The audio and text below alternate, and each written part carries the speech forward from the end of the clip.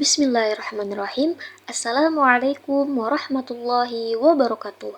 Perkenalkan, saya Putri Wahyuni, mahasiswi Institut Agama Islam Tazkiyah dari jurusan Akuntansi Syariah dengan NIM 2210102005.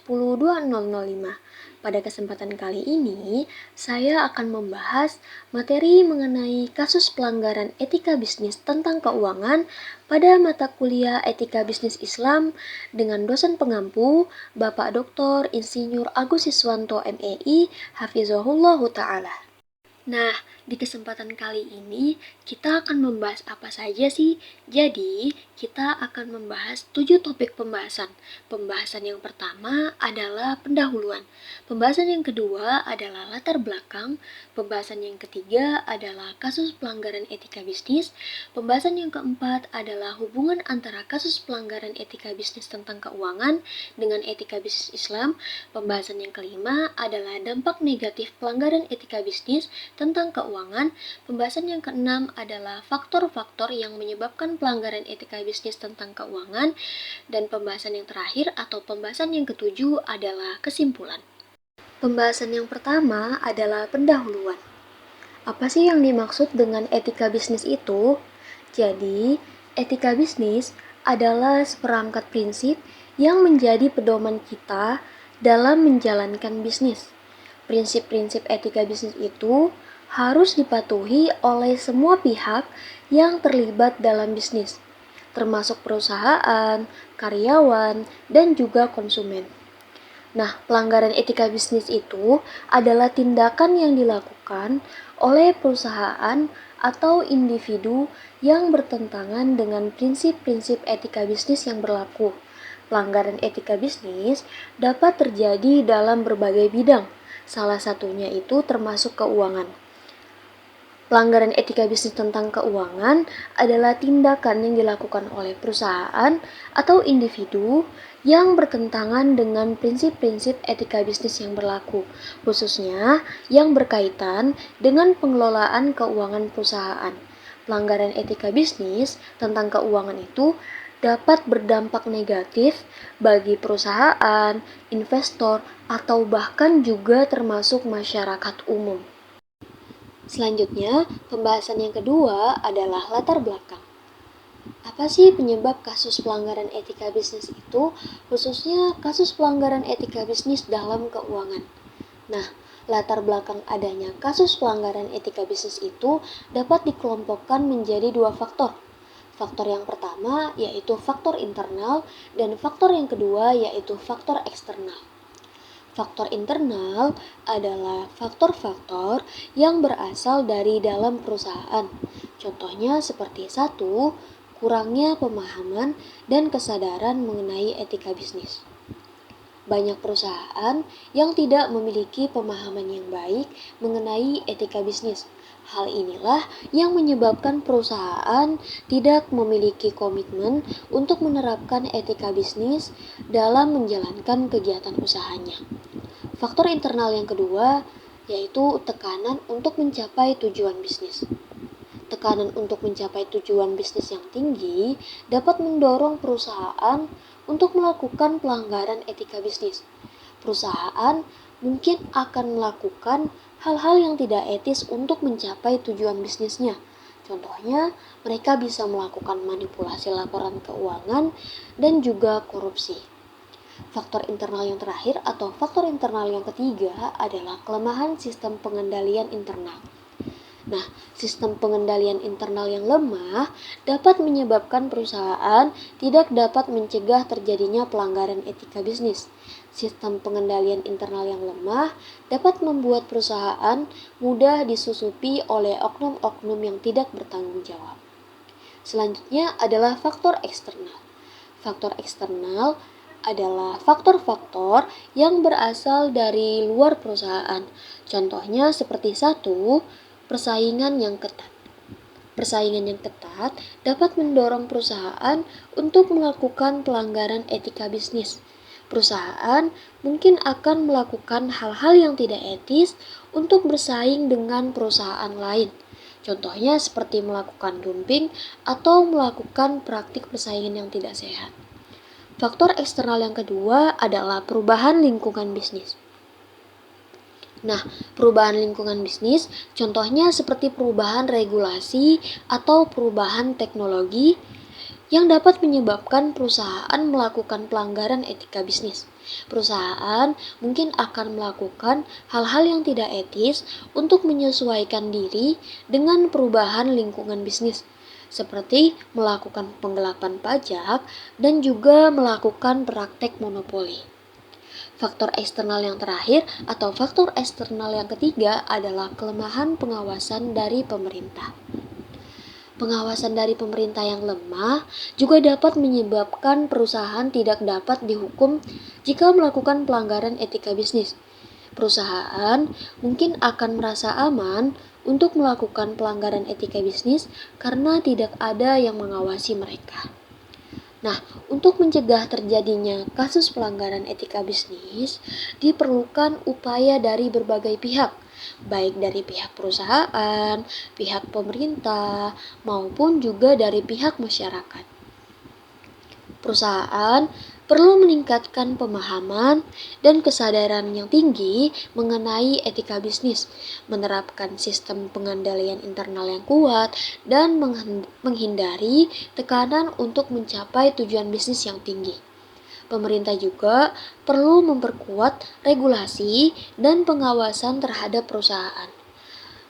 Masyarakat juga perlu ikut berperan dalam mengawasi kegiatan usaha perusahaan dan melaporkan kasus-kasus pelanggaran etika bisnis kepada pihak yang berwenang. Selanjutnya, pembahasan yang ketiga adalah kasus pelanggaran etika bisnis.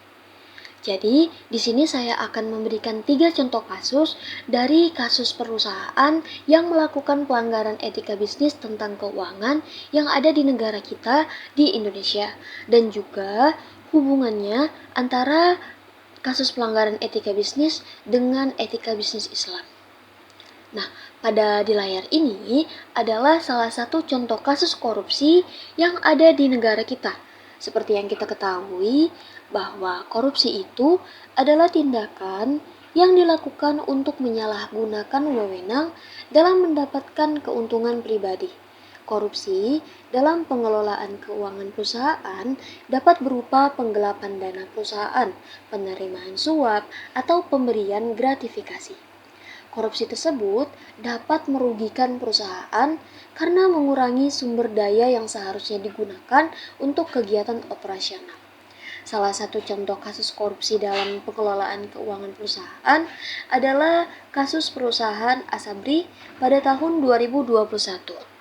Perusahaan Asabri adalah perusahaan asuransi milik negara yang dinyatakan mengalami kerugian sebesar 22,78 triliun akibat korupsi yang dilakukan oleh para petinggi perusahaan.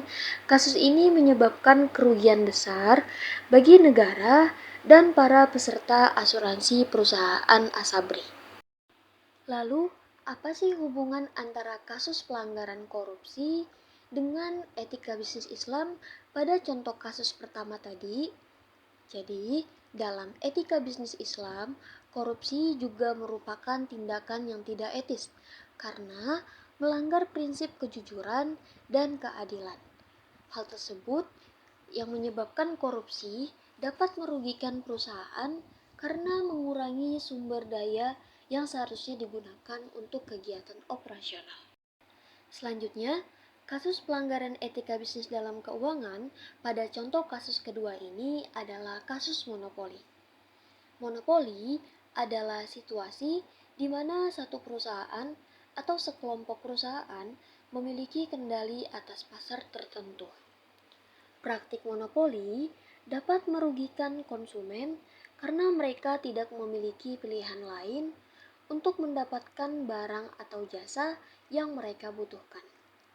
Salah satu contoh kasus monopoli dalam pengelolaan keuangan perusahaan adalah kasus perusahaan listrik negara atau yang kita kenal dengan sebutan PLN. PLN adalah perusahaan listrik milik negara yang memiliki kendali atas pasokan listrik di Indonesia. Hal inilah yang menimbulkan kekhawatiran bahwa PLN dapat menyalahgunakan posisinya untuk mendapatkan keuntungan yang tidak wajar. Lalu, apa sih hubungan antara kasus pelanggaran monopoli dengan etika bisnis Islam? Nah, dalam etika bisnis Islam, monopoli juga merupakan tindakan yang tidak etis karena melanggar prinsip keadilan. Hal tersebut karena monopoli dapat menyebabkan konsumen membayar harga yang lebih tinggi daripada harga yang wajar. Contoh terakhir pada kasus pelanggaran etika bisnis dalam keuangan yaitu kasus pelanggaran hak konsumen. Pelanggaran hak konsumen adalah tindakan yang dilakukan oleh perusahaan yang merugikan konsumen. Pelanggaran hak konsumen dalam pengelolaan keuangan perusahaan dapat berupa penetapan harga yang tidak wajar, penolakan untuk memberikan informasi kepada konsumen, atau pemberian layanan yang tidak sesuai dengan standar yang dijanjikan. Salah satu contoh kasus pelanggaran hak konsumen dalam pengelolaan keuangan perusahaan adalah kasus perusahaan Garuda Indonesia. Pada tahun 2019, perusahaan Garuda Indonesia dinyatakan bersalah karena telah melakukan penipuan kepada konsumen. Perusahaan ini telah menjual tiket pesawat yang tidak ada kepada konsumen dan kemudian menolak untuk mengembalikan uang konsumen. Lalu, apa sih hubungan antara kasus pelanggaran hak konsumen dengan etika bisnis Islam pada contoh kasus ketiga tadi? Nah, dalam etika bisnis Islam, pelanggaran hak konsumen juga merupakan tindakan yang tidak etis karena melanggar prinsip keadilan. Hal ini karena pelanggaran hak konsumen dapat merugikan konsumen dan juga merugikan masyarakat umum. Dari ketiga contoh kasus tadi, untuk mencegah terjadinya pelanggaran etika bisnis tentang keuangan, maka diperlukan penerapan etika bisnis Islam dalam pengelolaan keuangan perusahaan. Hal ini dapat dilakukan dengan meningkatkan kesadaran dan pemahaman tentang etika bisnis Islam di kalangan manajemen, karyawan, dan juga masyarakat umum. Selanjutnya, pembahasan yang kelima adalah dampak negatif pelanggaran etika bisnis tentang keuangan. Pelanggaran etika bisnis tentang keuangan dapat berdampak negatif bagi berbagai pihak, termasuk 1. Perusahaan. Nah, pelanggaran etika bisnis tentang keuangan dapat merugikan perusahaan dalam berbagai hal. Contohnya seperti kerugian finansial, kerugian reputasi, turunnya kepercayaan investor, dan juga kerugian bagi karyawan. Dampak negatif yang kedua tentang pelanggaran etika bisnis keuangan yaitu pada masyarakat umum. Masyarakat umum dapat mengalami kerugian karena terkena dampak dari pelanggaran etika bisnis tentang keuangan.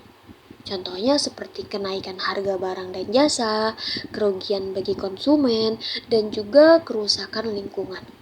Dampak negatif yang terakhir yaitu dampak kepada investor. Investor dapat mengalami kerugian karena mendapatkan informasi yang tidak akurat tentang kondisi keuangan perusahaan. Hal ini dapat menyebabkan investor kehilangan uangnya atau mengalami kerugian finansial lainnya.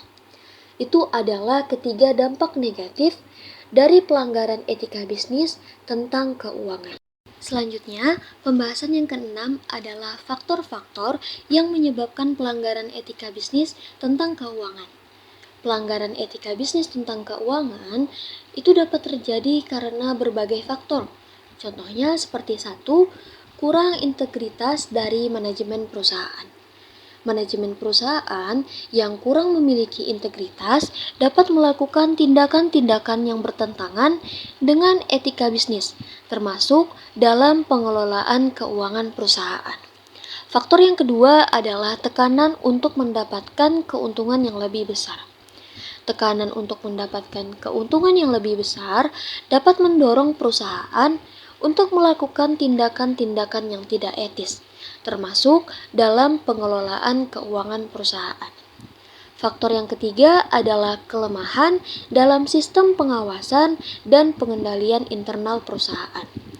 Sistem pengawasan dan pengendalian internal yang lemah dapat menyebabkan terjadinya pelanggaran etika bisnis, termasuk dalam pengelolaan keuangan perusahaan. Faktor yang keempat atau faktor yang terakhir adalah upaya pencegahan pelanggaran etika bisnis tentang keuangan.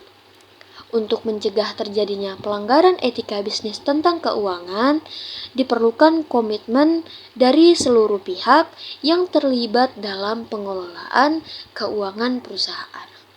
Itu adalah keempat faktor-faktor yang menyebabkan terjadinya pelanggaran etika bisnis dalam keuangan. Selanjutnya, pembahasan yang terakhir adalah kesimpulan. Jadi, pelanggaran etika bisnis tentang keuangan yang terjadi di perusahaan memiliki hubungan yang erat dengan etika bisnis Islam. Hal tersebut karena etika bisnis Islam menekankan pentingnya moral dan nilai-nilai agama dalam menjalankan bisnis. Berikut adalah kesimpulan dari hubungan antara kasus pelanggaran etika bisnis tentang keuangan dengan etika bisnis Islam.